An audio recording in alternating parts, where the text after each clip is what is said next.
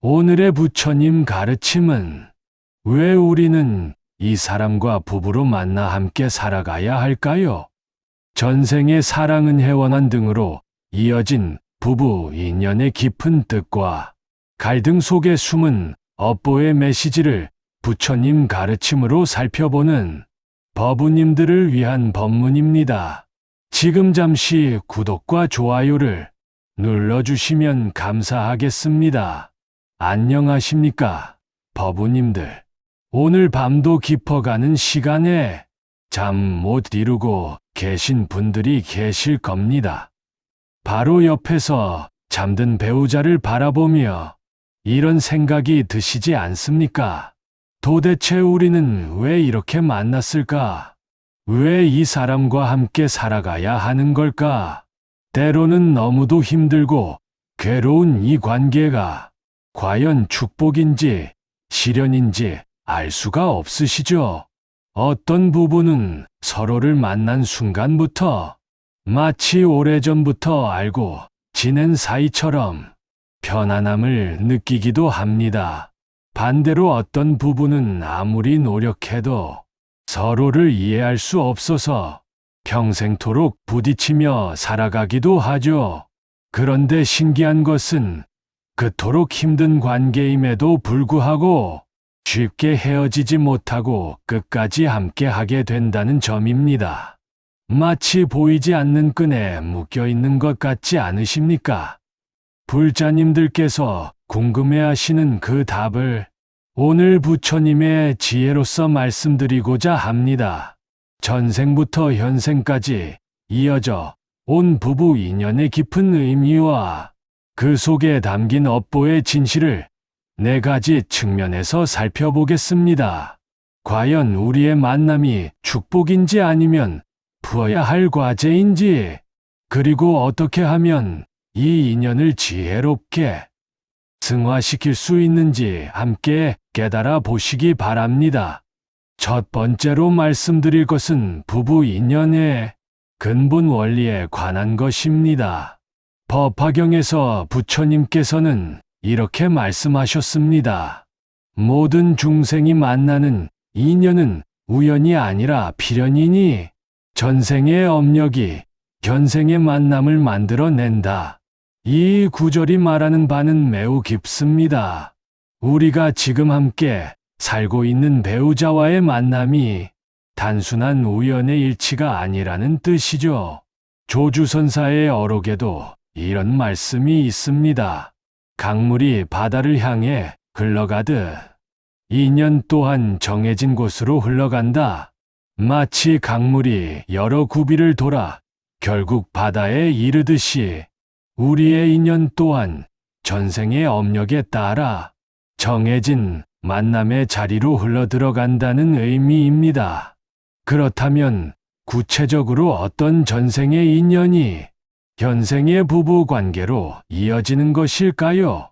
불교 경전에서는 부부 인연이 만들어지는 5가지 경우를 말하고 있습니다. 첫째는 전생에 서로를 깊이 사랑했던 인연입니다. 그 사랑이 너무도 깊어서 죽음으로도 끊을 수 없었기에 다시 만나 부부가 되는 것이죠. 이런 부부들은 처음 만났을 때부터 마치 오래전부터 알고 지낸 사이처럼 편안함을 느낍니다. 서로의 마음을 말하지 않아도 알 수 있고 함께 있으면 평안함을 느끼죠. 둘째는 전생에 서로에게 큰 은혜를 주고받은 인연입니다. 생명을 구해준다거나 큰 도움을 주었던 관계가 부부 인연으로 이어지는 경우입니다. 이런 부부는 서로에 대한 고마움과 배려심이 남다릅니다. 상대방을 위해서라면 자신을 희생할 수도 있다는 마음가짐을 갖고 있죠. 셋째는 전생에 서로에게 해를 끼쳤던 원한의 인연입니다.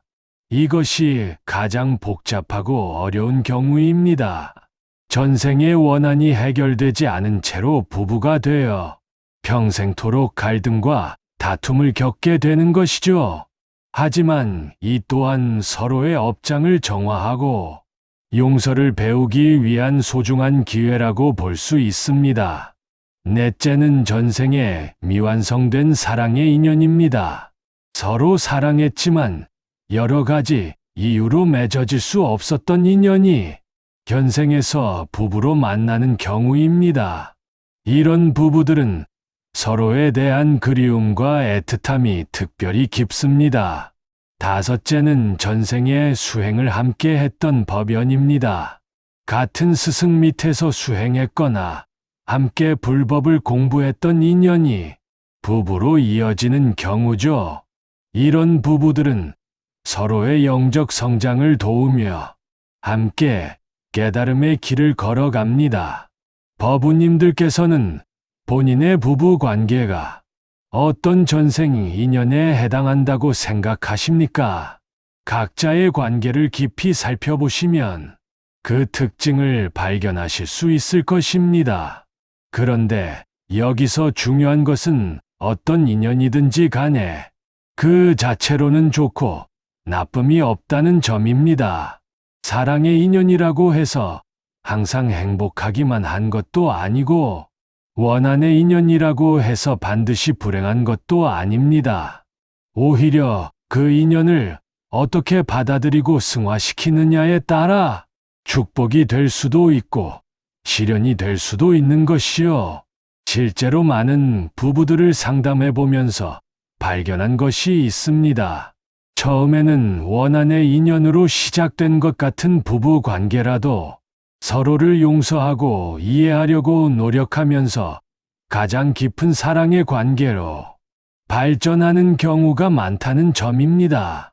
반대로 사랑의 인연으로 시작되었지만 집착과 소유욕으로 인해 서로를 괴롭히는 관계가 되기도 하죠. 그러므로 중요한 것은 전생의 인연이 무엇이었느냐가 아니라 현재 우리가 어떤 마음가짐으로 이 관계를 대하고 있느냐 하는 점입니다. 부처님께서도 과거는 이미 지나간 것이고 미래는 아직 오지 않은 것이니 현재의 이 순간에 최선을 다하라고 하지 않으셨습니까? 두 번째로 말씀드릴 것은 부부 갈등 속에 숨어있는 업보의 의미입니다. 중화암경에 이런 구절이 있습니다. 미워하는 마음은 미워하는 마음으로 풀리지 않고 사랑하는 마음으로만 풀린다. 이것이 영원불변의 진리이다. 이 말씀은 부부 관계에서 겪는 갈등과 어려움을 해결하는 근본 방법을 제시하고 있습니다. 많은 부부들이 서로에게 상처를 주고받으면서 이런 생각을 하시죠. 저 사람이 먼저 잘못했는데 왜 내가 먼저 사과해야 하나? 내가 이렇게 참고 있는데 상대방은 왜 변하지 않을까? 도대체 언제까지 이런 식으로 살아야 하나? 하지만 이런 생각 자체가 바로 업보의 굴레 속에 갇혀 있는 것입니다. 상대방이 변하기를 기다리는 것은 마치 다른 사람이 약을 먹고 내 병이 낫기를 바라는 것과 같습니다. 내가 변하지 않으면 상대방도 변하지 않고 상황도 변하지 않습니다. 석가모니 부처님께서 보리수 아래에서 깨달음을 얻으시기 직전에 마라가 나타나 온갖 유혹과 협박을 했다는 이야기를 아시죠? 그때 부처님께서는 마라와 싸우지 않으셨습니다.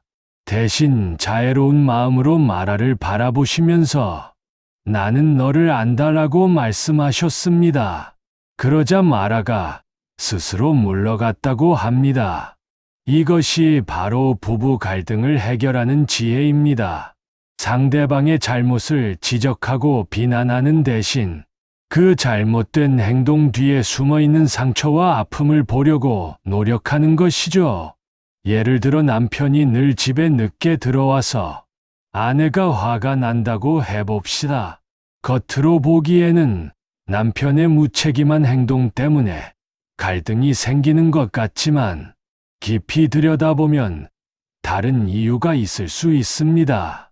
남편은 어쩌면 집에서 자신이 무능하다고 느껴지는 것이 두려워서 밖에서 시간을 보내고 있을지도 모릅니다. 아니면 아내가 항상 잔소리를 할까봐 두려워하고 있을 수도 있죠. 마찬가지로 아내가 화를 내는 것도 단순히 남편이 늦게 들어와서가 아닐 수 있습니다. 혼자 있는 시간이 외롭고 불안하거나 자신이 소중하게 여겨지지 않는다고 느끼기 때문일 수도 있습니다. 이렇게 서로의 행동 뒤에 숨어있는 진짜 마음을 이해하려고 노력할 때 비로소 갈등이 해결의 실마리를 찾게 됩니다. 이것이 바로 자비심의 실천이며 업보를 정화하는 방법입니다. 선의 대가인 임재선사께서는 이런 말씀을 하셨습니다. 상대방의 허물을 보지 말고 자신의 허물을 보라. 그러면 모든 갈등이 해결된다. 이 말씀의 의미를 곰곰이 생각해 보시기 바랍니다. 상대방의 허물을 보는 것은 쉽습니다. 하지만 그것은 마치 거울에 비친 먼지를 닦으려고 거울 표면을 문지르는 것과 같습니다. 거울에 비친 먼지는 실제로는 내 얼굴에 있는 것인데 말이죠. 마찬가지로 상대방에게서 보이는 허물은 사실 내 마음의 투영일 수 있습니다. 그렇다면 구체적으로 어떻게 자신의 허물을 볼 수 있을까요? 먼저 상대방의 행동에 화가 날 때 잠깐 멈추고 이렇게 자문해 보시기 바랍니다. 내가 지금 느끼는 이 감정의 진짜 원인은 무엇일까? 내가 상대방에게서 보고 있는 이 모습이 혹시 내 안에도 있는 것은 아닐까? 내가 상대방에게 바라는 것이 과연 합리적인 것일까? 이런 질문들을 진솔하게 던져보면 놀라운 발견을 하게 됩니다. 내가 상대방을 비난하고 있는 바로 그 점이 사실은 내 자신의 약점이기도 하다는 것을 깨닫게 되는 것이죠. 예를 들어 상대방이 이기적이라고 비난하고 있다면 내 자신은 과연 이기적이지 않은지 살펴보는 것입니다.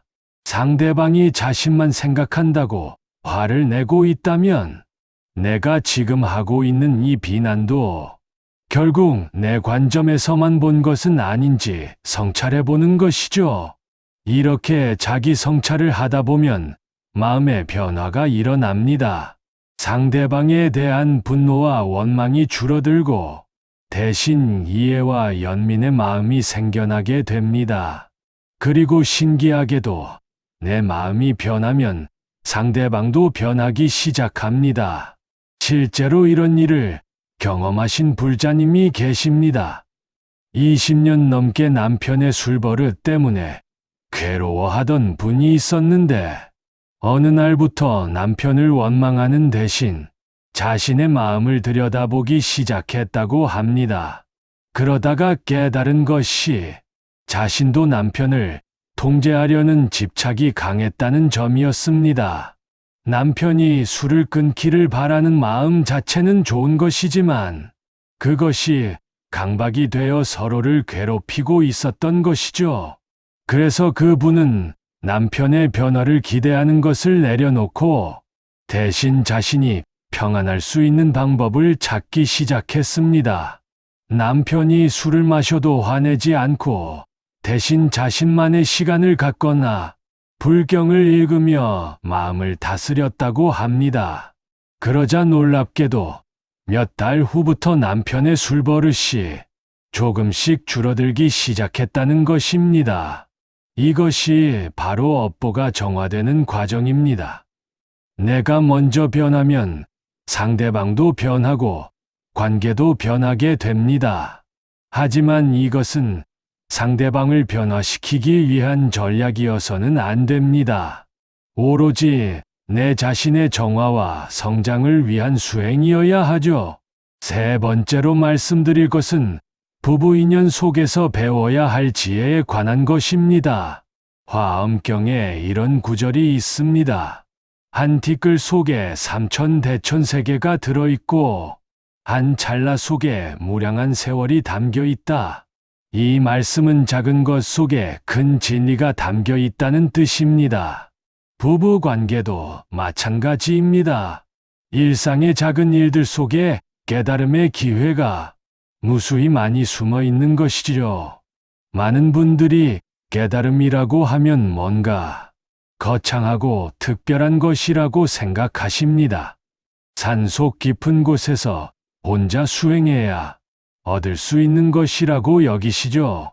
하지만 부처님께서는 일상생활 자체가 바로 수행도량이라고 말씀하셨습니다. 특히 부부관계는 가장 밀접하고 지속적인 수행의 장이라고 할 수 있습니다. 그렇다면 부부관계를 통해 어떤 지혜를 배울 수 있을까요? 첫째는 무아의 지혜입니다. 결혼하기 전에는 모든 것을 자기 마음대로 할 수 있었습니다. 언제 일어나고, 무엇을 먹고, 어디에 가고, 누구를 만날지 모든 것을 자신이 결정할 수 있었죠. 하지만 결혼을 하고 나면 모든 일에 상대방을 고려해야 합니다. 처음에는 이것이 답답하고 불편하게 느껴집니다. 하지만 이것이 바로 무아를 배우는 과정입니다. 내가 원하는 것만이 전부가 아니라는 것을 다른 사람의 입장에서도 생각해야 한다는 것을 배우게 되는 것이죠. 이는 자아에 대한 집착을 줄이고 더 넓은 관점을 갖게 해줍니다. 둘째는 인욕의 지혜입니다. 인욕이란 단순히 참는다는 뜻이 아니라 상황을 있는 그대로 받아들이는 지혜를 말합니다. 부부로 살다 보면 상대방의 습관이나 성격 중에서 도저히 이해할 수 없는 부분들이 있습니다. 아무리 말해도 고쳐지지 않는 것들이 있죠. 처음에는 상대방을 바꾸려고 노력합니다. 하지만 시간이 지나면서 깨닫게 됩니다. 다른 사람을 바꾸는 것은 불가능하다는 것을, 그리고 그럴 필요도 없다는 것을 말이죠. 대신 상대방을 있는 그대로 받아들이는 법을 배우게 됩니다. 이것이 바로 인욕의 완성입니다. 상대방의 단점까지도 그 사람의 일부로 받아들이고 완벽하지 않은 상대방과 함께 살아가는 지혜를 터득하게 되는 것이죠. 셋째는 자비의 지혜입니다. 가장 가까운 사람이기 때문에 때로는 가장 많이 상처를 주고받기도 합니다. 하지만 그럴 때마다 용서하고 다시 사랑하는 법을 배우게 됩니다. 이는 단순한 감정이 아니라 의식적인 선택입니다. 상대방의 잘못을 알면서도 그것을 넘어서서 사랑을 선택하는 것이요. 넷째는 무상의 지혜입니다. 부부로 함께 살면서 서로의 변화하는 모습을 지켜보게 됩니다. 젊을 때의 모습에서 중년으로, 중년에서 노년으로 변해가는 상대방을 보면서 모든 것이 변한다는 무상의 진리를 체험하게 되는 것이죠. 그리고 그 변화를 받아들이고 함께 늙어가는 아름다움을 발견하게 됩니다. 다섯째는 상호의존의 지혜입니다. 혼자서는 할 수 없는 일들을 서로 도우며 해나가면서 모든 존재가 서로 연결되어 있다는 연기의 법칙을 깨닫게 됩니다. 나 혼자의 힘으로는 아무것도 할 수 없고 상대방과의 협력이 있어야 비로소 의미 있는 일들을 해낼 수 있다는 것을 배우게 되는 것이죠. 조주선사의 어록에 이런 이야기가 나옵니다. 한 제자가 스승에게 물었습니다. 스승님, 깨달음이란 무엇입니까? 조주선사가 대답했습니다. 밥 먹을 때는 밥을 먹고 잘 때는 잠을 자는 것이야. 제자가 다시 물었습니다. 그런 것이라면 모든 사람이 다 깨달은 것이 아닙니까? 조주선사가 말했습니다. 그렇지 않다. 사람들은 밥 먹을 때 온갖 생각을 하고 잘 때도 꿈에 시달린다. 이 이야기는 깨달음이 어디 특별한 곳에 있는 것이 아니라 일상 속에 있다는 것을 말해줍니다. 부부 생활도 마찬가지입니다. 상대방과 함께 밥을 먹을 때는 온전히 그 시간에 집중하고 함께 대화할 때는 진심으로 상대방의 말에 귀 기울이는 것. 이런 일상의 순간순간이 바로 수행이고 깨달음의 기회인 것입니다. 네 번째로 말씀드릴 것은 부부 인연을 승화시키는 실천 방법입니다. 법구경에 이런 구절이 있습니다. 원한으로는 원한을 풀 수 없고 오직 사랑으로만 원한이 풀린다. 이것은 영원한 진리이다. 이 말씀을 부부 관계에 적용해 보면 매우 구체적인 실천 지침이 됩니다. 먼저 매일 아침 일어나서 할 수 있는 간단한 수행이 있습니다. 침대에서 일어나기 전에 잠시 시간을 내어 옆에 있는 배우자를 바라보시기 바랍니다. 그리고 마음속으로 이렇게 발언해 보세요. 오늘 하루도 이 사람과 함께 할 수 있음에 감사합니다. 오늘은 어제보다 더 따뜻한 마음으로 이 사람을 대하겠습니다. 이것은 단순해 보이지만 매우 강력한 수행입니다. 하루를 시작할 때 상대방에 대한 고마운 마음을 되새기는 것은 그날 하루의 에너지를 완전히 바꿔놓습니다. 평소에 상대방의 단점이나 부족한 점만 보이던 눈이 고마운 점들을 찾게 되는 것이죠. 두 번째로는 상대방과 대화할 때의 자세입니다. 대화를 할 때 가장 중요한 것은 말하는 것이 아니라 듣는 것입니다. 하지만 많은 부부들이 서로의 말을 정말로 듣지 않습니다. 상대방이 말하는 동안에도 머릿속으로는 반박할 말을 준비하고 있거나 딴 생각을 하고 있는 경우가 많죠. 진정한 경청이란 상대방의 말을 비판하거나 판단하지 않고 있는 그대로 받아들이는 것입니다. 설령 상대방의 말이 틀렸다고 생각되더라도 일단은 그 말 속에 담긴 감정을 이해하려고 노력하는 것이죠. 관세음보살의 이름에서 관은 본다는 뜻이고 세음은 세상의 소리라는 뜻입니다.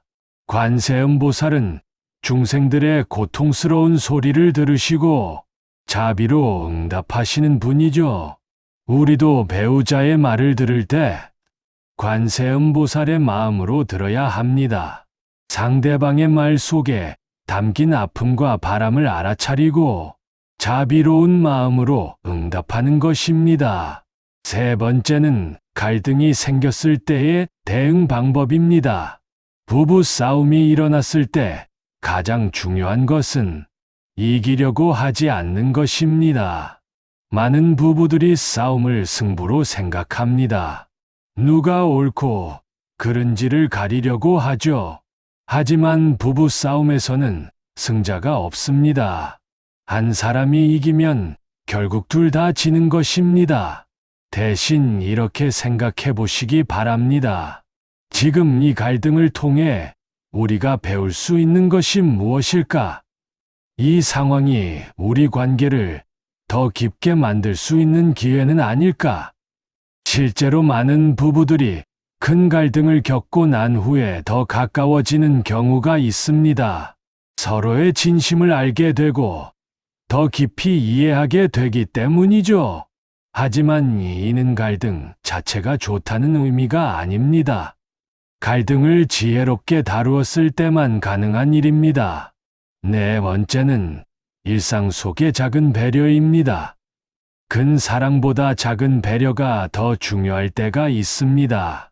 상대방이 좋아하는 차를 끓여준다거나, 피곤해할 때 어깨를 주물러 준다거나, 작은 선물을 준비한다거나 하는 것들이죠. 이런 작은 행동들이 쌓여서 큰 사랑이 됩니다. 부처님께서도 물방울이 모여 바다를 이룬다고 하지 않으셨습니까? 사랑도 마찬가지입니다. 거창한 표현보다는 매일매일의 작은 배려와 관심이 더 큰 힘을 갖는 것입니다. 5번째는 함께하는 영적 수행입니다. 부부가 함께 할 수 있는 수행이 여러 가지 있습니다.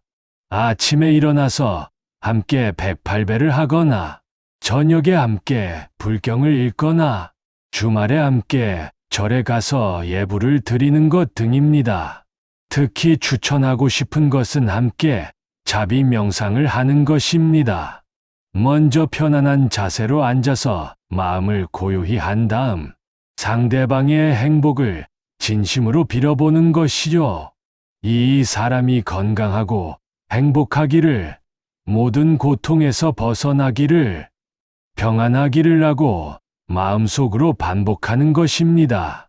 처음에는 형식적으로 느껴질 수 있지만 계속하다 보면 정말로 상대방에 대한 자비심이 깊어지는 것을 느낄 수 있습니다.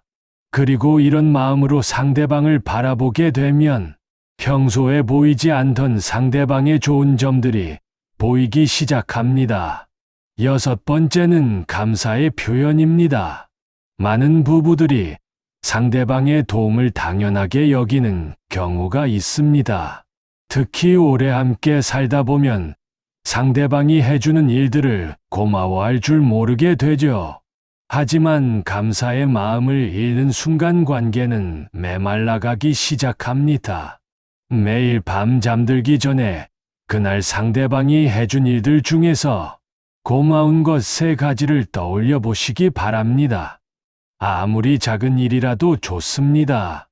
밥을 해준 것, 설거지를 해준 것, 친절한 말을 해준 것, 웃어준 것 등 무엇이든 상관없습니다. 그리고 가능하면 그 고마운 마음을 직접 표현해 보세요. 오늘 맛있는 밥 해줘서 고마워라든지, 피곤한데도 설거지 해줘서 고마워라든지 하는 말들을 하는 것입니다. 이런 작은 감사 표현이 부부 관계에 얼마나 큰 변화를 가져오는지 놀라실 겁니다. 마지막으로 7번째는 용서의 실천입니다. 부부로 살다 보면 서로에게 상처를 주는 일이 생기기 마련입니다. 그때마다 그 상처를 마음속에 쌓아두면 결국 관계가 무너집니다. 대신 용서하는 법을 배워야 합니다. 하지만 용서가 쉬운 일은 아닙니다. 특히 깊은 상처를 받았을 때는 더욱 그렇죠. 그럴 때는 억지로 용서하려고 하지 마시기 바랍니다. 대신 이렇게 생각해 보세요. 이 원망과 분노를 계속 갖고 있는 것이 과연 나에게 도움이 될까? 원망과 분노는 상대방을 해치기보다는 나 자신을 해칩니다. 뜨거운 숯을 손에 쥐고 있으면서 상대방에게 던지려고 하는 것과 같습니다. 결국 화상을 입는 것은 내 자신이죠. 용서는 상대방을 위한 것이 아니라 나 자신을 위한 것입니다. 원망의 마음에서 벗어나 자유로워지기 위한 것이죠. 그리고 진정한 용서는 한 번에 이루어지는 것이 아닙니다. 매일매일 조금씩 용서하는 마음을 실천하는 것입니다. 법우님들, 지금까지 전생부터 현생까지 이어진 부부 인연의 업보에 대해 말씀드렸습니다. 첫 번째로는 부부 인연의 근본 원리에 대해 말씀드렸습니다. 우리의 만남이 우연이 아니라 전생의 업력에 의한 필연이라는 점, 그리고 그 인연의 종류에는 사랑의 인연, 은혜의 인연, 원한의 인연, 미완성된 사랑의 인연, 법연 등이 있다는 점을 이해하셨을 것입니다. 두 번째로는 부부 갈등 속에 숨어있는 업보의 의미를 말씀드렸습니다. 상대방을 바꾸려 하지 말고 내 자신을 먼저 돌아보는 것, 상대방의 행동 뒤에 숨어있는 진짜 마음을 이해하려고 노력하는 것이 업보를 정화하는 길임을 깨달으셨을 것입니다. 세 번째로는 부부 인연을 통해 배울 수 있는 지혜들을 말씀드렸습니다.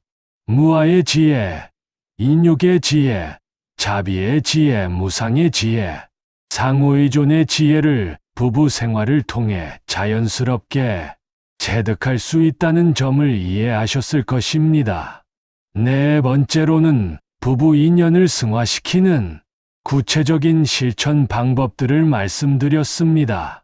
매일 아침의 발언, 진정한 경청, 지혜로운 갈등 해결, 작은 배려, 함께하는 수행, 감사의 표현, 용서의 실천 등을 통해 부부 관계를 더욱 아름답게 가꿔나갈 수 있습니다.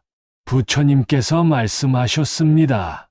모든 중생이 행복하기를, 모든 중생이 괴로움에서 벗어나기를.